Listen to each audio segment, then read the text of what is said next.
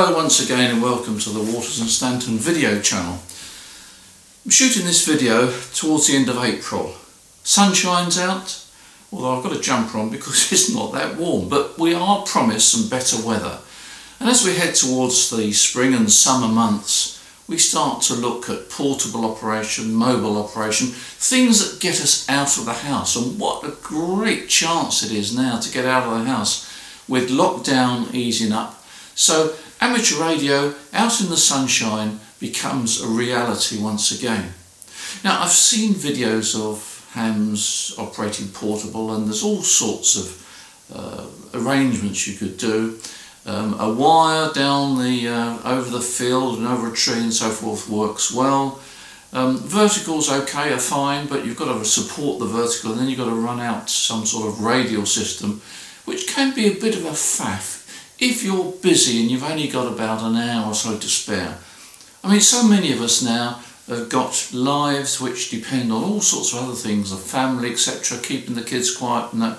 And whilst there isn't a chance to operate portable, it's not always more than about an hour or so. So I've been looking at ways of operating portable. And, you know, one of the things that we tend to perhaps ignore is the fact that the car actually is a great asset. Now, I know it obviously takes you to the location, but if it takes us to the location, perhaps we should use the car a bit more for portable operation. Now, I'm not saying that you shouldn't go out in the field and with a rucksack on. Great, I've done it myself many times. It's great fun. But if you want to operate portable fairly quickly and don't want to spend too much time, then the car is not a bad option. The reason is the car fulfills two major functions. It can support your antenna, and it is a wonderful ground plane. You know, in recent times, I think a lot of us have realised that this idea that the ground plane needs to be a quarter wavelength of wire on the ground is really not absolutely correct. My experience is that the best ground plane is a massive great chunk of metal. And I think in recent times we've proved that if you want to put a lot of radials down, they don't have to be a quarter wave long, they could be an eighth of a wave long. They're still quite effective. But you know, the vehicle is a lovely chunk of metal. So let's take a look at what the car has to offer.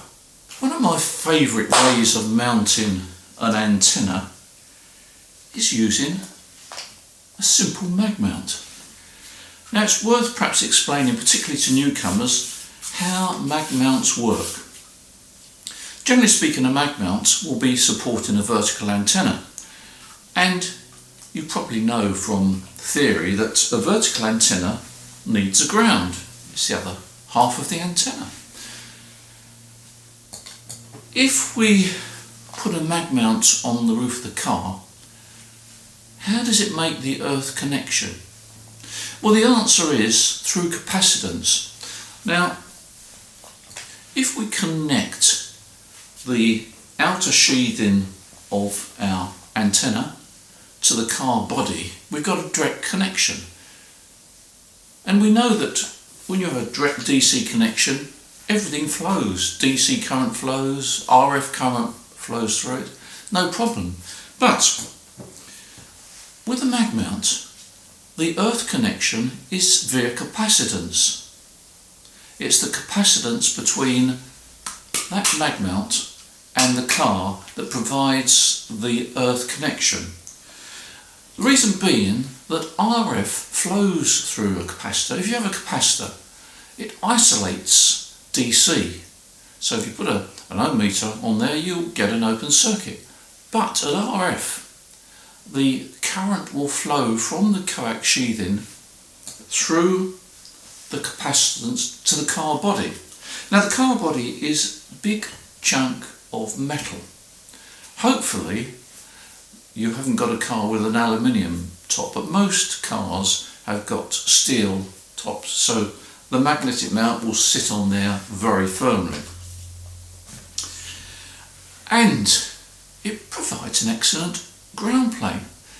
Now, it's not only the car roof that provides a ground plane, it's the whole chunk of metal, because although that car roof may not be DC coupled to the rest of the build of the car, the chassis, etc., the engine, there's enough capacity there to make sure that basically the whole of that car, engine, etc., will actually act as a good ground plane. It's a massive great chunk of metal, and I think sometimes we think, well, all we've got is the roof of the car, but in actual fact you haven't, because in the same way that capacitance links the antenna to the roof of your car, the chunks of metal that may or may not be bonded together still provide an RF path. So really the whole of your car is a lovely great chunk of metal, and it's one of the best ground planes you can have if you're out operating portable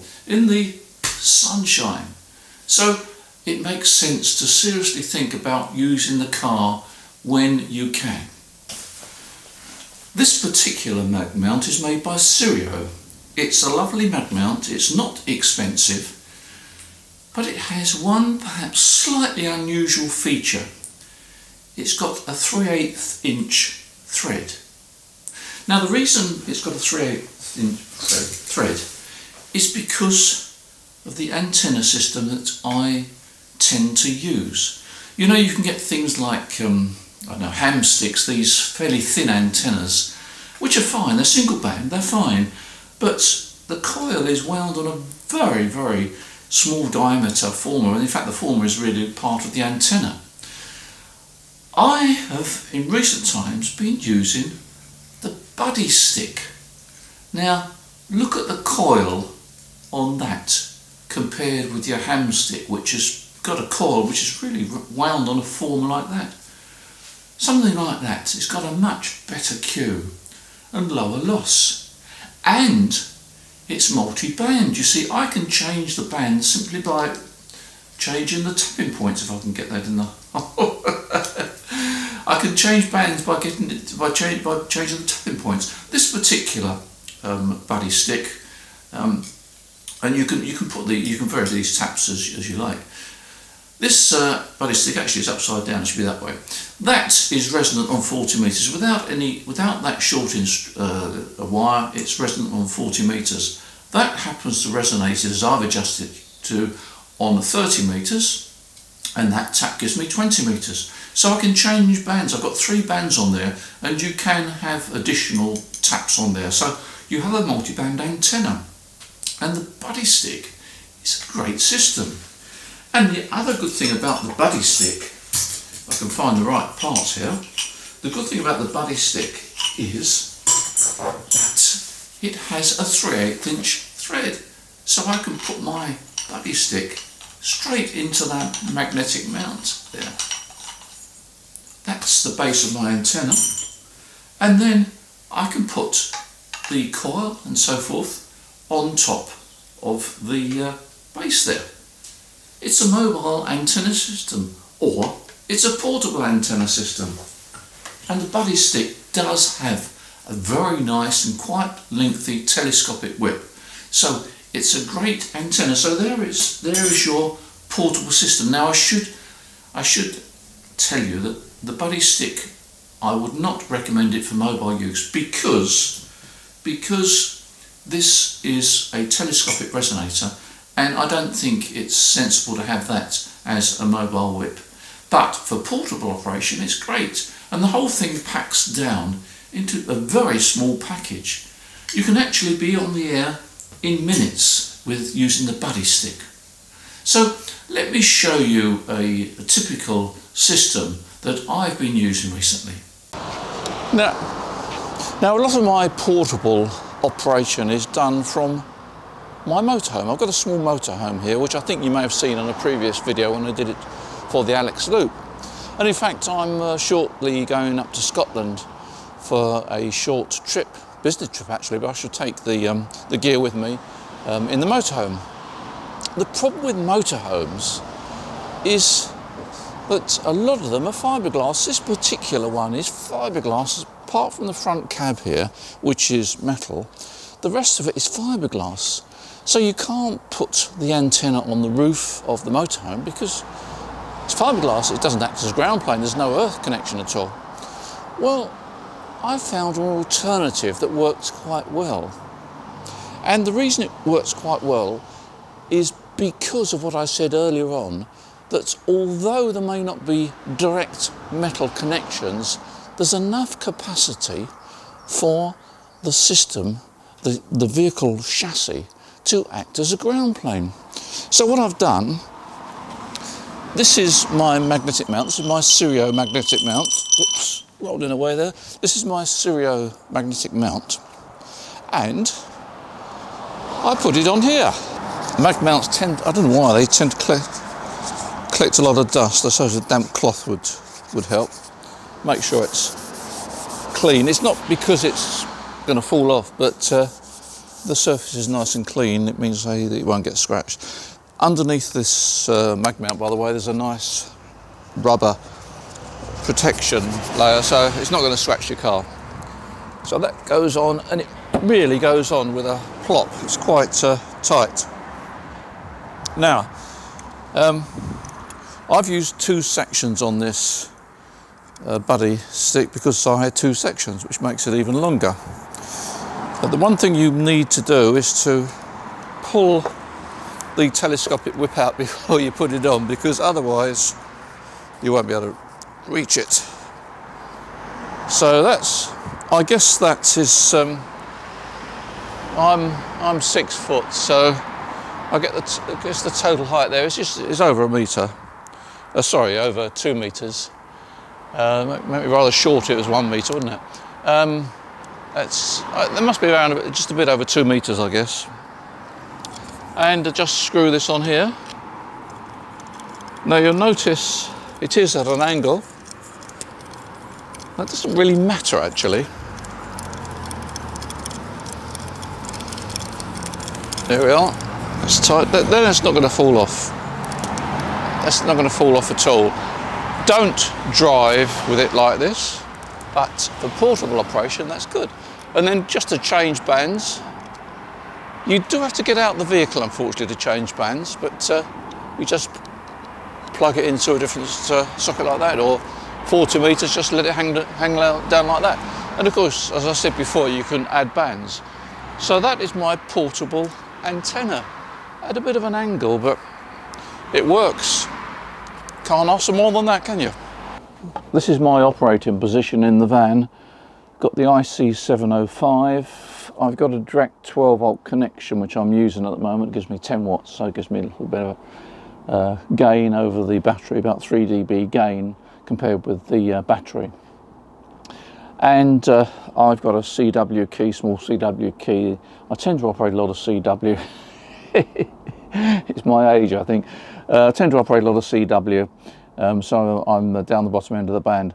Now I'm going to key it up and I'll show you the SWR on the display is almost unity. Right, I'm in the CW section, and if I key the radio up, you'll see the second line up, you'll see SWR there. I think you can see it on the screen. You'll see there's no movement. Just to show there's no trickery, I'm going to now QSY up the band a bit, which should increase the SWR. There we are. You see the SWR is now coming up slightly.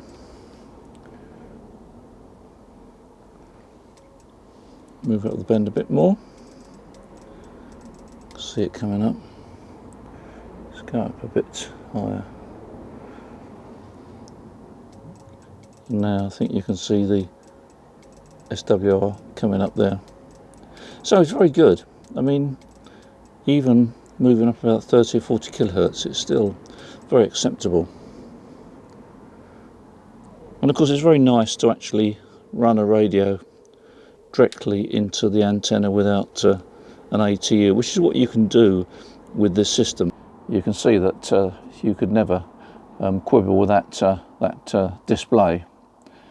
And I'll also show you the antenna analyzer, which will show you the resonance I've got on 40 meters. So let me just put that up on the screen now. Now of course, if it's nice sunny weather, you can obviously take the rig outside on a table or on a tripod, still use the antenna on the vehicle. It only takes a few minutes to set up, and if you've got the antenna pre-tuned, it's just a sort of a plug and play situation, so it's quite enjoyable. So that's my take on one way of operating portable if you've only got an hour or so, or of course if it's teeming down with rain or it's very cold. Now I know I've done this in the van here, but of course you can do exactly the same in the car.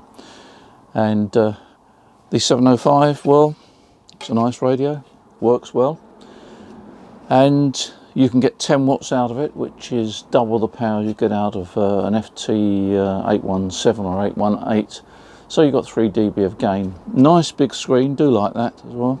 That's great fun. And although I've been using the key, of course you can use microphone on SSB, and 10 watts, it'll get you through. So as usual, thank you for watching this video. Please press the subscribe button if you want to keep in touch with upcoming videos. And as I say, I shall be up in Scotland next week. Actually, my wife has reminded me we're not taking the van. We've got to get up there pretty quickly, and for various reasons we're going to take the car. So I won't be in the van, but I will have a rig up there, and if there's anything interesting that happens or any ideas I come up with while I'm up in Scotland, I'll let you know. In the meantime, thanks for watching this video. Take care, enjoy your ham radio. Speak soon.